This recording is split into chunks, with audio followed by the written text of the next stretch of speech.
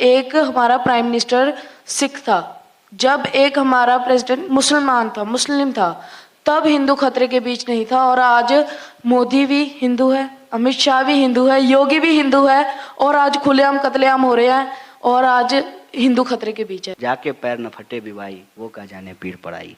जो देश की आज़ादी के लिए लड़ा है, जो कुर्बानी दी है, वही देश की आज़ादी को अक्षुण्ण भी रख सकता है। और हरियाणा का मेरा और आपका एक अलग से रिश्ता है कि मैं भी आंदोलनजीवी हूं और आप भी आंदोलनजीवी हो। मैं फार्मर प्रोटेस्ट से था, आपने तो बहुत से आंदोलन किए। आपके पास एक घर है, आप उसको रोज प्रयास करते हैं कि हम इसको बेहतर बनाएंगे, बस्ती में आग लग गई, क्या प्राथमिकता होगी आप मुझे बताइए। मैं अभी क्लास 9th में पढ़ रहा हूँ, मैं स्टडी कर रहा हूँ अपनी, और मेरे आसपास एक ऐसा एनवायरनमेंट बन चुका है जैसे कि बेरोजगारी हमारे देश के अंदर बम की तरह फटी है। लेकिन आप उसको अपने साथ लेकर के चल सकते हैं, क्योंकि मैं बार बार वही कहता है, जाके पैर न फटे बिवाई, वो का जाने पीर पड़ाई।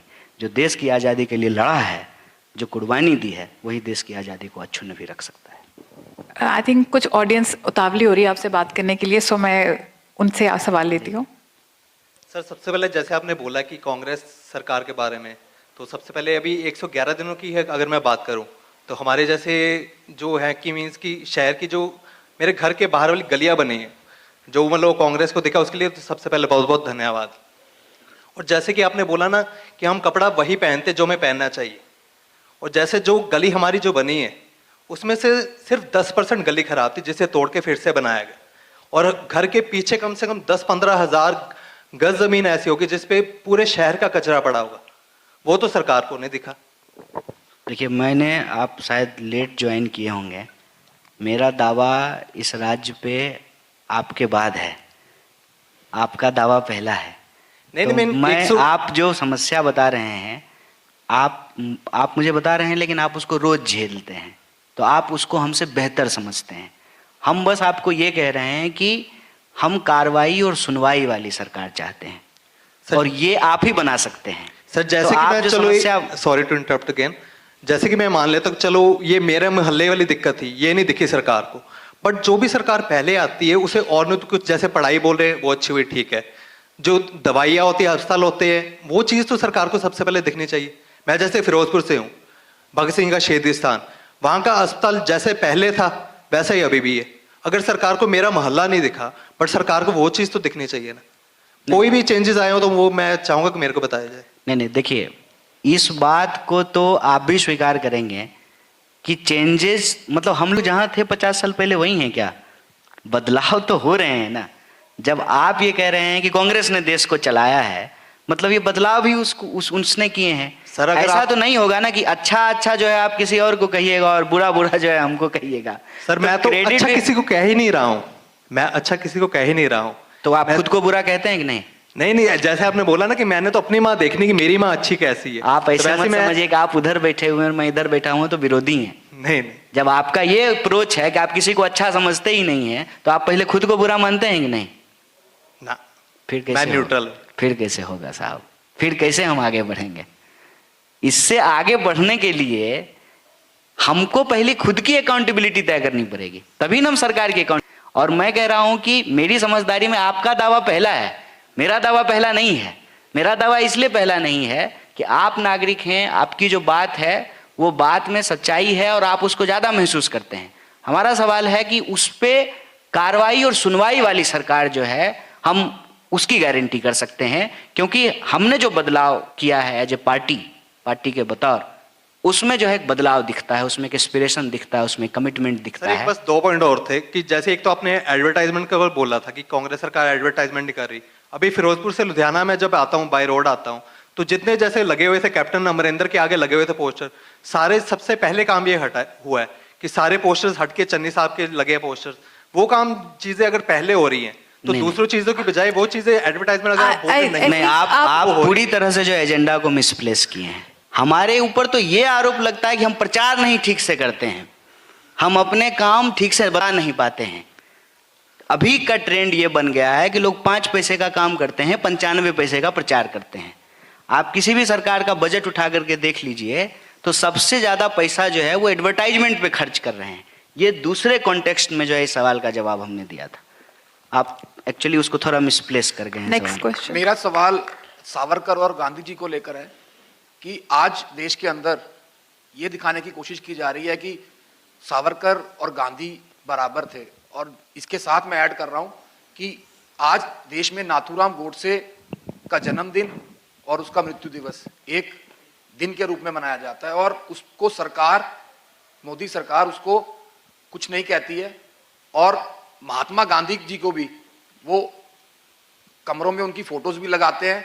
मतलब जो आपने कहा, दो नीतियां हैं उनकी, एक तो नाथूराम गोडसे को भी मानते हैं, उनकी पूजा भी करते हैं, और दूसरा गांधी जी को भी पूजा करते हैं। और दूसरा सवाल, जेएनयू के अंदर सुभाष चंद्र बोस जी के साथ सावरकर का बुत लगाया था, शायद आपको मालूम होगा, और उसके बाद कुछ स्टूडेंट्स ने उसको तोड़ दिया था। तो आज मेरा कहने का मतलब यह है कि सावरकर को महात्मा गांधी के बराबर दिखाने की ये सरकार कोशिश कर रही है। इसके ऊपर आपका क्या कहना है? देखिए, क्या है ना कि आप अपने अनुभव से एक चीज़ को महसूस किए होंगे कई बार। आप खूब बढ़िया से नहा लीजिए, अच्छा साबुन लगा के, डिओड्रेंट वोड्रेंट जो भी सेंट वेंट इत्र उत्र मार लीजिए, और आप निकलिए। आपके शरीर में कहीं कोई जख्म हो, खुली हुई जगह हो, पूरा शरीर छोड़ करके मक्खी वहीं जा कर के बैठेगी। प्रवृत्ति और स्वभाव चाहने से भी लोग नहीं बदल पाते हैं। कहते हैं, एक कहावत है, चोर चोरी से गया कि तुम फेरी से गया। तो गांधी उनकी मजबूरी है। गांधी के खिलाफ जो है वो खुलकर पोजीशन नहीं ले सकते हैं, और गोडसे उनकी चाहत है, उनकी हसरत है। तो उनको जब भी मौका मिलता है वो अपना मजबूरी छोड़ करके अपनी हसरत जो है वो जाहिर करना शुरू कर देते हैं। करते हैं। लेकिन मेरा मानना है कि ये से ज्यादा इंपॉर्टेंट सवाल कुछ और है जिस पे हमको अपना ध्यान केंद्रित करना चाहिए। वो है कि बेरोजगारी जो है ना, वो बिल्कुल बम की तरह हो गया है, बारूद का ढेर बन चुका है। ये इसको हमको एड्रेस करना पड़ेगा। किसानों की जो समस्या है, जो कृषि प्रधान देश है, ठीक है, उसको इन्होंने कुर्सी प्रधान देश बना दिया है। पूरे टाइम प्रचार के मोड में रहते हैं। पार्लियामेंट में देख लीजिए, ऐतिहासिक प्रधानमंत्री हैं ये, जिनके भाषण के शब्द डिलीट किए जा रहे हैं क्योंकि वो पार्लियामेंट के रिकॉर्ड में जो है नोट नहीं किया जा सकता है। झूठ बोलते हैं, गलत आंकड़ा देते हैं। पहले आपस में कोई गंदगी करता था ना बातचीत में, तो लोग कहता था कि अनपार्लियामेंट्री लैंग्वेज में, नहीं वो ही नहीं, बहुत सारी चीजें कहता था कि अनपार्लियामेंट्री लैंग्वेज मत बोलो। इन्होंने अनपार्लियामेंट्री लैंग्वेज को पार्लियामेंट्री लैंग्वेज बता दिया। आज के डेट में अगर कोई वैसी बात करेगा ना तो कहेगा कि पार्लियामेंट्री लैंग्वेज मत बोलो। इन्होंने ये हालत कर दिया पार्लियामेंट की। और प्रचार की भूख देखिए कि आज वोटिंग हो रहा है कहीं पे, कहीं और पे जाके प्रचार करेंगे, फिर टीवी पे जो है उसका प्रसारण चलेगा, उससे भी नहीं होगा तो फोन पे इंटरव्यू देने लगेंगे। ये जो स्थिति है, इस स्थिति की भयावहता को हमको समझना चाहिए और अपना ध्यान हम लोगों को रोजगार के सवाल पे, जो इकोनॉमिक डिस्पैरिटीज है, लगातार जो गरीब हो रहे हैं, और कुछ जो दो चार जो इनके दोस्त हैं जो करोड़ों लेकर के, इनकी झोला लेकर के जो फरार हो गए हैं, वो जो अमीर हो रहे हैं, इस डिस्पैरिटी को हमको एड्रेस करना पड़ेगा। और नौजवान अपने सवालों को लेकर के गंभीर ना हो तो उसको नशे में धकेल देना, उसको जात धर्म के झगड़े में फंसा देना, ठीक है, या उसके सामने ऐसा सपना बेचना जो पूरा ही नहीं होना है। जो मैंने आपको कहा कि फेयर एंड हैंडसम लगा लीजिएगा तो आप शाहरुख खान हो जाइएगा, फालतू बात है ये, बेचे जा रहे हैं इस सवाल को। इन चीजों पे हमको अपना ध्यान केंद्रित करना पड़ेगा। सबसे पहले तो मैं आपका स्वागत करता हूं, धन्यवाद कि आप पंजाब की पावन धरती पर आए हो और आप चंडीगढ़ में हो, और पूरे देश में एक चंडीगढ़ ही एक ऐसी राजधानी है जो दो स्टेट की एक राजधानी है। ये भी एक अलग से मुद्दा है पंजाब और हरियाणा का। मेरा और आपका एक अलग से रिश्ता है कि मैं भी आंदोलनजीवी हूँ और आप भी आंदोलनजीवी हो। मैं फार्मर प्रोटेस्ट से था, आपने तो बहुत से आंदोलन किए। मैं आपसे दो ही सवाल पूछूंगा। आपने सबसे पहले बात की धर्मनिरपेक्षता की, सेकुलरिज्म आपका एक शब्द है जो हम विश्वास करते हैं आप पर, लेकिन ये सेकुलरिज्म तब आकर पंजाब के अंदर खत्म हो जाता है कि जब बात होती है उमर खालिद की और कप्पन के लिए हम लड़ते हैं, हम फार्मर प्रोटेस्ट में उनकी फोटो लेकर बैठते हैं, लेकिन कांग्रेस कहीं ना कहीं इस बात पर चुप कर जाती है जब प्रोफेसर भुल्लर की आज़ादी की बात आती है, जब हमारे जो कैदी हैं उनकी रिहाई की बात आती है, तब आप यहाँ पर सेकुलरिज्म आकर कहीं ना कहीं कांग्रेस का रुक जाता है। एक सवाल मेरा ये है। दूसरा सवाल हमारा है कि पंजाब के अंदर से 1981 के अंदर एक समझौता हुआ था दिल्ली के साथ कि 203 क्यूसेक पानी आपको दिया जाएगा, और आज वो बढ़कर 430 क्यूसेक पानी के आसपास पहुंच चुका है। लेकिन कांग्रेस, चाहे कोई भी हो, चाहे राष्ट्रीय पार्टी हो, वो इस पर बात नहीं करती है कि 20% पानी किसान का काट कर वहाँ पर दिया जा रहा है, और उस समय में 2,80,000 एकड़ के ऊपर खेती होती थी, और अरविंद केजरीवाल जी ने 17 के बाद इसको सहकृत कर दिया गया है कि आज कानूनी रूप से वहाँ खेती शून्य पर होती है। ये जो विषय है, आप पानी पर बात नहीं करते। जब सेकुलरिज्म की बात आती है तो कहीं ना कहीं सिख ये बात मानता है कि हमारे ऊपर बात नहीं हो रही है। एक इस पर आप मुझे बताएं, और मुझे इस क्लियर करके बताएं, कब जब दिल्ली के अंदर सरकार जाती है, कांग्रेस दिल्ली के अंदर जाकर बोलती है, वो अलग बात होती है, वहाँ पे पंजाब के पानी का मुद्दा नहीं होगा, लेकिन पंजाब के अंदर रहती है तो पंजाब के पानी का मुद्दा होता है। किसान आंदोलन लड़ा, मैं पीछे बातें नहीं करूँगा, मैं वो क्रोनोलॉजी में नहीं फंसना चाहता हूँ कि कांग्रेस ने क्या किया या और सरकारों ने क्या किया। मैं एक सीधी सी बात पूछना चाहता हूँ।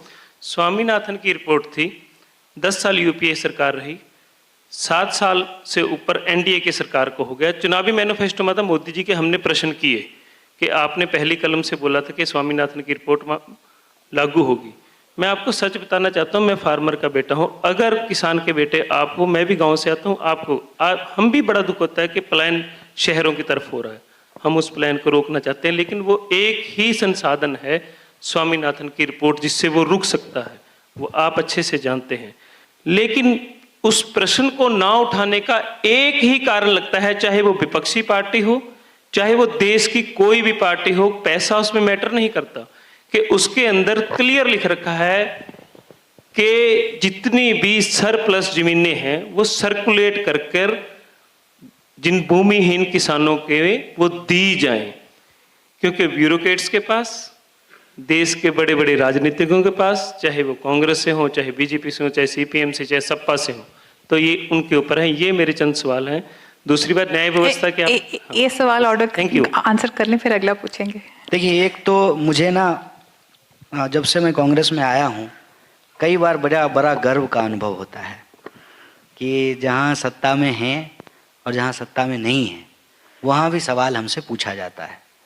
और मेरी माँ जो है बचपन में एक बात कहती थी, मेरा एक छोटा भाई है, तो होता है भाई आपस में किसी किसी सवाल पे लड़ लेते हैं, तो मेरी माँ कहती है, सुनो, तुमको क्यों समझाते हैं? क्योंकि तुम समझते हो। वो उसको नहीं समझाते हैं क्योंकि वो नहीं समझेगा। तो मैं ना, आप जो सवाल कांग्रेस को लेके पूछते हैं, तो मैं ना उसको बड़ा सकारात्मक तौर पे लेता हूं कि इसका मतलब लोगों को कांग्रेस से उम्मीद है, तभी तो सवाल पूछ रहे हैं, जबकि पावर में नहीं है, सरकार नहीं चला रहे हैं। स्वामीनाथन आयोग की रिपोर्ट हो या सच्चड़ कमेटी की रिपोर्ट हो, ऐसे 1 दर्जन आयोग की रिपोर्ट है, 1 दर्जन। वो शिक्षा को लेकर के बना हुआ है, वो जो है अल्पसंख्यकों की बेहतरी को लेकर के बना हुआ है, प्रॉपर तरीके से रिप्रेजेंटेशन को इम्प्लीमेंट करने को लेकर के बना है, किसानों को लेकर के बना है। उसके कुछ हिस्से इम्प्लीमेंट हुए हैं, आप जानते हैं, आपको पता है, और आप इस पे चाहें तो हमसे अलग से बहस कर सकते हैं। मैं तो बिहार से आता हूँ, कोई एमएसपी नहीं मिलती है, एपीएमसी वहाँ ख़त्म कर दिया गया है। आप जब यहाँ बॉर्डर पे लड़ रहे थे, मैं जानता हूँ कि बिहार के किसानों से बात करना कितना मुश्किल था। हमने 2 वहाँ पे जो है किसान महापंचायत की, 2 अलग अलग कोनों में।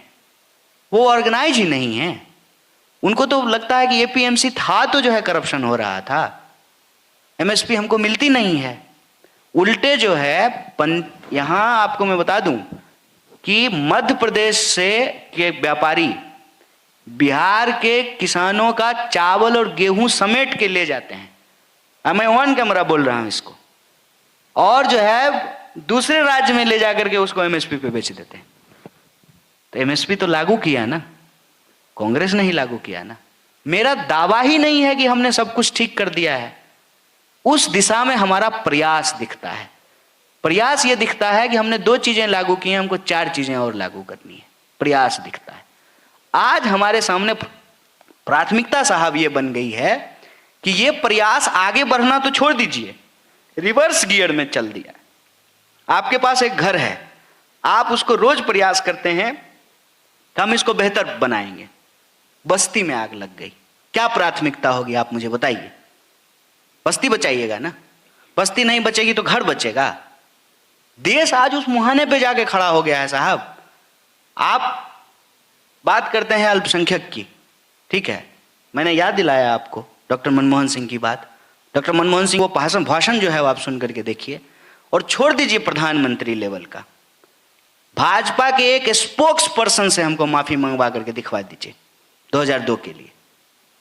इंटेंशन समझिएगा ना, प्रवृत्ति समझिएगा ना। और इसीलिए तो हम चाहते हैं कि ये लड़ाई एक पार्टी की लड़ाई नहीं है। ये लड़ाई जो है सिर्फ किसी को जो मुख्यमंत्री और प्रधानमंत्री बना देने का सवाल नहीं है। एज ए कंट्री हम किस दिशा में जाना चाहते हैं वो हम समझने की जरूरत है। आज से पहले मुझे बताइए, जब चुनाव हो रहे थे तो क्या बहस हो रहा था? दूर संचार घोटाला है, 2G 4G। अभी क्या बहस हो रहा है? क्या कौन से गाने बन रहे हैं? ये समाज आगे बढ़ा है कि पीछे गया है, ये समझने की जरूरत है। और प्रश्न जो आपने किया ना कि इस पे बोला गया उस पे नहीं बोला गया, आपने भी बहुत सारे लोगों का नाम छोड़ दिया। मैं खड़ा होकर अगर आपसे नाम पूछने लगूं ना तो आपको नाम नहीं याद होगा। लोग हमसे पूछते हैं उम्र के बारे में, ठीक है, कन्वीनियंटली नाम छोड़ते हैं जानबूझ करके, एजेंडा है ये।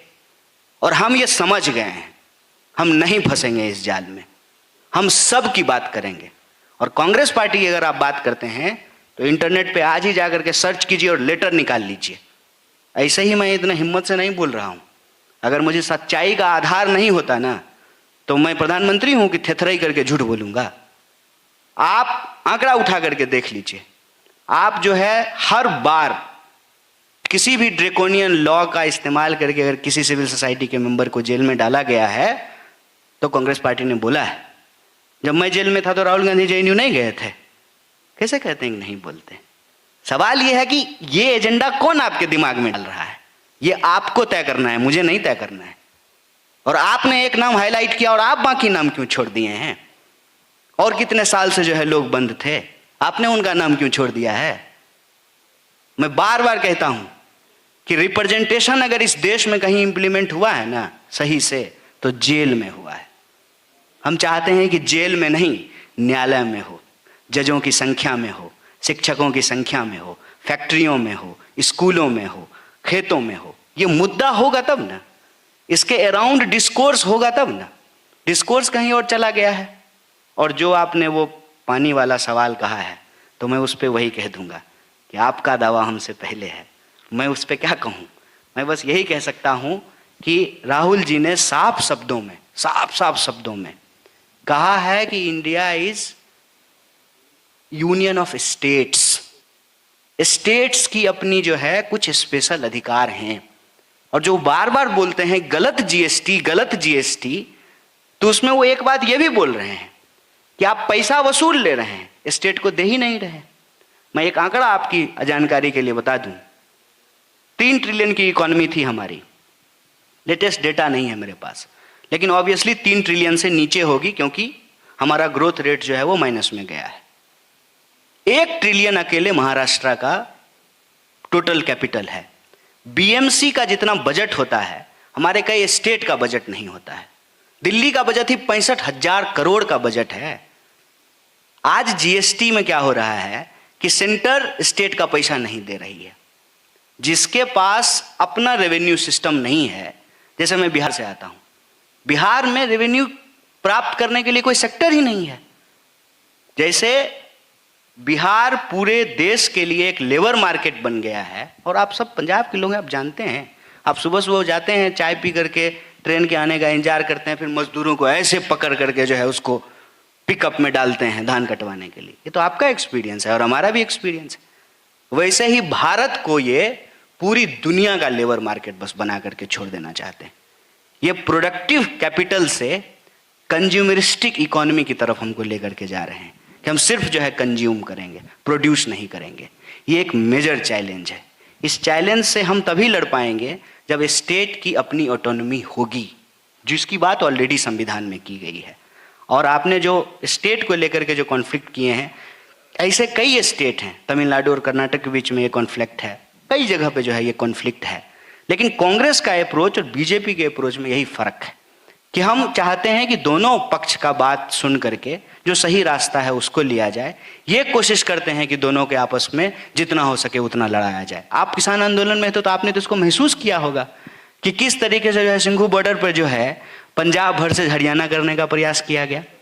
वो तो किसानों की एकता थी कि वो बच गया, नहीं तो लोकल को जो है आपके खिलाफ करने का कोशिश नहीं किया गया।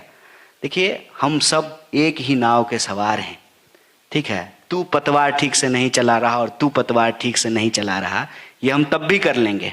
पहले नाव में जो छेद हो गया उसको तो बंद कर लें, क्योंकि नाव में छेद हो गया तो कितना भी पतवार चलाएंगे ना, नाव बचने वाला नहीं है।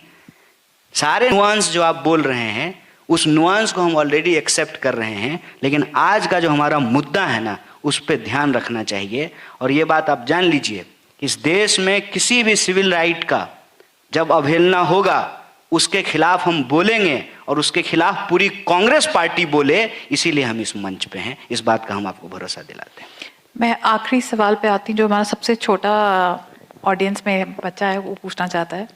मैं आपसे ये पूछना चाहता था कि मैं अभी क्लास 9th में पढ़ रहा हूँ, मैं स्टडी कर रहा हूँ अपनी, और मेरे आसपास एक ऐसा एनवायरनमेंट बन चुका है जैसे कि बेरोजगारी हमारे देश के अंदर बम की तरह फटी है, ये आपने कहा है। और हम मेरे आसपास एक ऐसा एनवायरनमेंट बन चुका है कि मैंने जाना है फॉरेन और वहाँ पर मैंने अपना वर्क स्टार्ट करना है, क्योंकि मैं अभी स्टडी कर रहा हूँ और अभी हमारे पास है कांग्रेस सरकार। तो अभी ये एनवायरनमेंट बन चुका है, तो आगे ये एनवायरनमेंट मेरे आसपास कैसा होगा, ये मैं आपसे पूछना चाहता हूँ। शायद आप सुने होंगे, हमने कुछ बातें की थी इसको लेकर के कि एम्प्लॉयमेंट को लेकर के हमारे सामने 3 तरह की चुनौतियां हैं। इकोनॉमिक भी है, सोशल भी है और पॉलिटिकल भी है। इकोनॉमिक चुनौती सबसे बड़ा ये है कि हम मशीन के खिलाफ नहीं हैं। मशीन हमारे जीवन को आसान बनाता है, लेकिन मशीन का इस्तेमाल करके मजदूरों की संख्या घटाते हैं, लेकिन जितना मजदूर रखते हैं ना उससे और ज़्यादा काम लेते हैं। जैसे मैं आपको एक उदाहरण दे रहा हूँ कि मान लीजिए कि आपके पास ट्रैक्टर है, तो ट्रैक्टर से जब आप जुताई करते हैं तो कम समय में आप ज़्यादा देर जो है खेत में जो है जुताई कर सकते हैं। तो आपने 10 मजदूर निकाल दिए, लेकिन जो 2 मजदूर रखे ना उससे आप पहले 10 घंटा काम ले रहे थे, अब उससे जो है 15 घंटा काम ले रहे हैं। मेरी बात समझ रहे हैं? तो एक तो इससे जो है अनएम्प्लॉयमेंट बढ़ता है। आप मशीन का इस्तेमाल कीजिए, लेकिन जो टोटल मुनाफा आप कमा रहे हैं, ठीक है, तो वो 10 मजदूर को भी रखिए, ठीक है ना। अगर 10 मजदूर नहीं भी रख रहे हैं तो कम से कम एक काम का निश्चित घंटा तय कीजिए। और ऐसा कहा जाता है, ऐसा साइंस बताता है कि हमारे जो 24 घंटे होते हैं ना, 8 को 3 से गुना करेंगे तो कितना होगा? 8 को 3 से 24 होगा ना। तो 8 घंटा आराम का, 8 घंटा काम का और 8 घंटा किसी चीज को क्रिएट करने के लिए, मनोरंजन के लिए, घूमने के लिए। इस तरह से हमारा दिन बटा होना चाहिए। अब कोई इंसान काम ही 16 घंटा करेगा तो आराम कब करेगा? अपने परिवार को जो है कैसे समय देगा? हाँ, मान लीजिए कि आपके पिताजी 16 घंटा काम करके आएंगे तो जो चिढ़ते रहते होंगे आपके ऊपर, अरे अरे पापा ड्यूटी से आए हैं, पता नहीं किसको डांट दें, ये माहौल बना हुआ है घर का, तो ना स्ट्रेस्ड रहता है। तो एक तो ये इकोनॉमिक प्रॉब्लम है। दूसरा क्या हो रहा है कि इस तकनीक का समाज को फायदा मिलना चाहिए, उसके फायदा जो है कुछ मुट्ठी भर लोग नहीं उठाते हैं। जैसे एक एग्जांपल देता हूँ आपको, आपने देखा होगा टेलीफोन था पहले, ऐसे कान में लगा करके बात करते थे, फिर मोबाइल आ गया। तो पहले मोबाइल के ना कई सिम होते थे, BSNL है, एयरटेल है, अभी घट करके 2 सिम बचे हैं। तो तकनीक से लोगों के जीवन में चॉइस बढ़ना चाहिए, लेकिन आप देखेंगे कि चॉइस जो है लगातार घटता है। कारण क्या है कि जो बड़ी मछली है ना वो और बड़ी होती जा रही है, छोटी छोटी पूंजी को अपने अंदर निगल रही है। आप देखेंगे कि जो छोटे किसान हैं वो किसानी छोड़ रहे हैं, जो छोटे व्यापारी हैं वो व्यापार छोड़ रहे हैं। तो ये जो इकोनॉमी के अंदर डिस्पैरिटी है, जो भेदभाव है, जो ऊंच नीच है, उससे जो है अनएम्प्लॉयमेंट बढ़ रहा है।